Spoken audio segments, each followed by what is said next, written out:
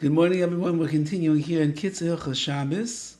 We're in the laws of HaMavdil and Motzei Shabbos. And now he says like this, Malacha and Motzei Shabbos.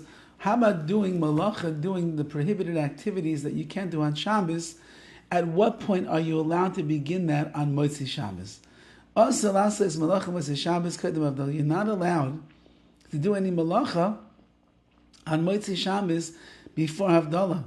So if you drove your car to shul, how are you going to drive home? If you need to turn on a light so you can see to find the Havdalah candle, how are you going to do that? So he writes, HaMavdil. If you say HaMavdil ben Kodesh l'chol, you just say the statement, Hashem separates between Kodesh, holiness, and chol, and the mundane. Or in your Shmonesrei, you remember to say the paragraph of Havdalah. Mutarim lasais malacha miyad. You're allowed to do malacha immediately because you just separated Shabbos from the weekday, and it's no longer Shabbos, and now you can do work. Yesh mekom shen hanashim oisei shu ma'aseh tefira, but Motzei Shabbos there are certain places where women have the custom not to do any sewing on Motzei Shabbos. So if that is your custom that you inherited from your mother or your Rebbetzin, then you should hold of that beautiful custom. If not, then a woman would be allowed to. What about tasting something, food, drink, before Havdalah? You're not allowed to taste anything before Havdalah. And by saying HaMavdil ben Kodesh l'chol, that we say in the Shmonesrei, it doesn't help you to be able to taste anything. This prohibition already begins from the time that it's getting dark outside, unless you are in the middle of the meal. So if you would not yet have started Suda Shlishis by Safik HaShecha, which is probably going to be considered Bein HaShmoshes, that means from the time of Shkia and beyond, so then you wouldn't be allowed to eat or drink. But if you're already started and you're in the middle of the meal, then you'd be allowed to continue eating, and you could finish even after it got completely dark. As long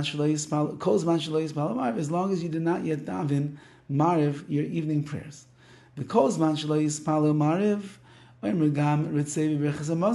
And as long as you did not yet daven Mariv, the evening prayers, you still say Ritzei, the special insert in the Birchas HaMazon for Shabbos.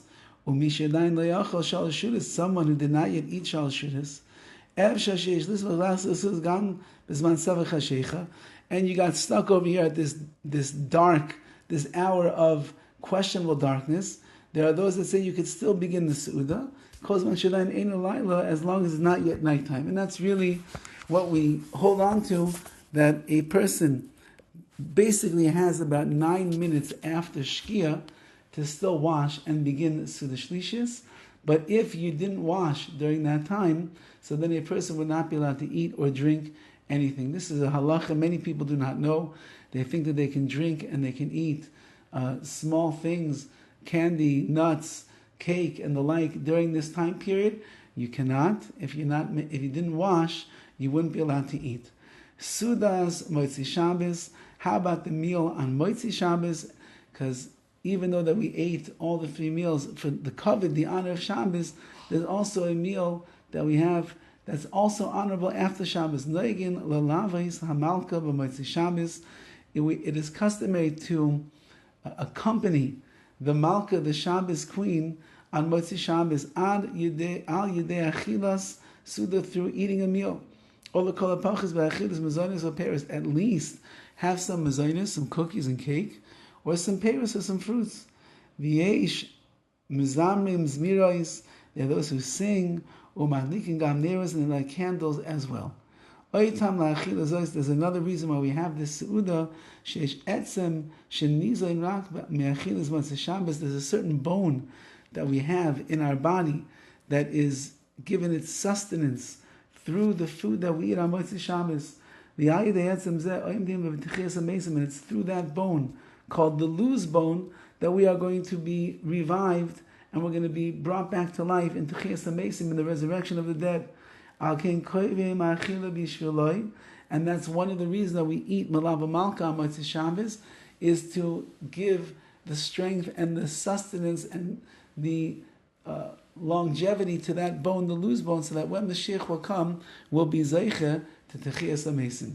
So Melava Malka is a good thing, Shalosh Shudas is a chiyuv, and Havdalah and Kiddush necessities, chiyuvim as well. And in Mitzvah Hashem, in this way, we can follow through and keep the Sudas and the laws of Shabbos properly. Tomorrow, Be'ez Hashem, we're going to begin the chapter, which is probably the main bulk of HILCHOS Shabbos. We're going to get to the Lamed Tes Malachas, the 39 malachas of prohibited activities that we're not allowed to do on Shabbos Kodesh. All the best.